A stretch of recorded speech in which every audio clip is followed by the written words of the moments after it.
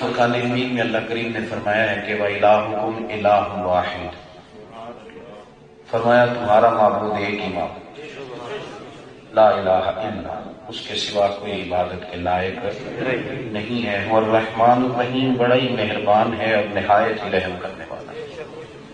اللہ تبارک و تعالی کے ساتھ مسلمان کا سب سے پہلا رشتہ یہ ہے کہ مسلمان اللہ کو وحدہ لا شریک جانے۔ اس کا مطلب صرف یہی نہیں ہے کہ اس کی ذات و صفات میں کسی کو شریک نہیں کرنا، ہم نے دکھاوا بھی نہیں کرنا، ریاکاری بھی نہیں کرنی۔ ریاکاری کو، دکھاوے کو نبی پاک صلی اللہ علیہ وسلم نے شرک اصغر قرار دیا۔ بالکل دکھاوا نہیں کرنا، خالص رہنا ہے اپنے رب کے لیے، خالص۔ نبی پاک صلی اللہ تعالی علیہ وسلم نے فرمایا مخلص ہو کر عمل کرنا، مخلص ہو کر جو عمل کرنا خالص اللہ کی رضا کے لیے کرنا، تمہارا تھوڑا عمل بھی تمہاری دنیا اور آخرت کے لیے بہتر ہو جائے گا۔ تھوڑا کرنا لیکن خالص رہنا اللہ کے ساتھ۔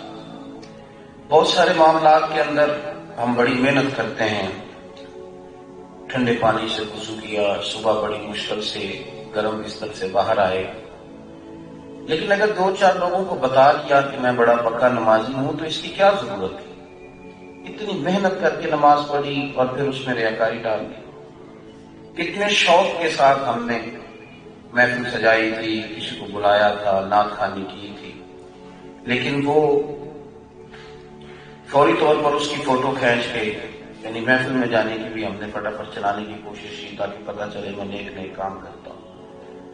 کچھ کام زندگی کے اندر اللہ کی رضا کے لیے خالص ہو کر۔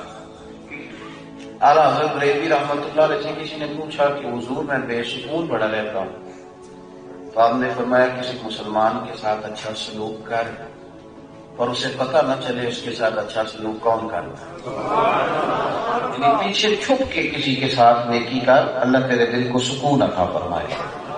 یہ جو تصنع ہوتی ہے نا، بناوٹ، یہ آدمی کو اداکار بنا دیتی ہے۔ جو آدمی تصنع والا ہوتا ہے وہ کسی کا نہیں ہوتا، جو رب رسول کا ہی نہیں ہوا تو کسی اور کا کیا ہوگا۔ اخلاص زندگی میں شرط ہے۔ آپ اگر اپنی زندگی میں مخلص ہو جائیں گے، اخلاص والے ہو جائیں گے، تو ان نیکیوں کا بھی اجر پائیں گے جو بظاہر آپ نے کی نہیں۔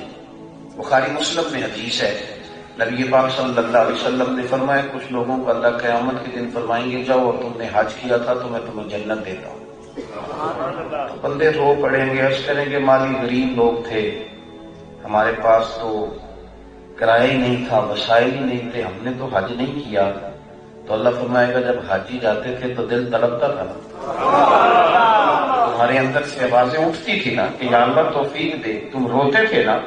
فرمایا وہ جو تمہارا اخلاص تھا اس کی برکت سے تمہیں حج کا ثواب بھی دیا ہے اور اسی کی برکت سے آج تمہیں جنت بھی دے رہا ہوں۔ مخلص ہوتے ہیں۔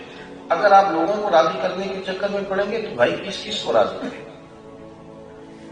اور اگر آپ 2 4 5 لوگوں کو راضی کرنے کا ارادہ کر بھی لیں گے تو ہر آدمی کا مطالبہ آپ سے الگ ہے، ہر آدمی کی خواہش الگ ہے، ہر آدمی کی رائے الگ ہے۔ کوئی کسی اینگل سے آپ کو دیکھنا چاہتا ہے، کوئی کسی اینگل سے دیکھنا چاہتا ہے۔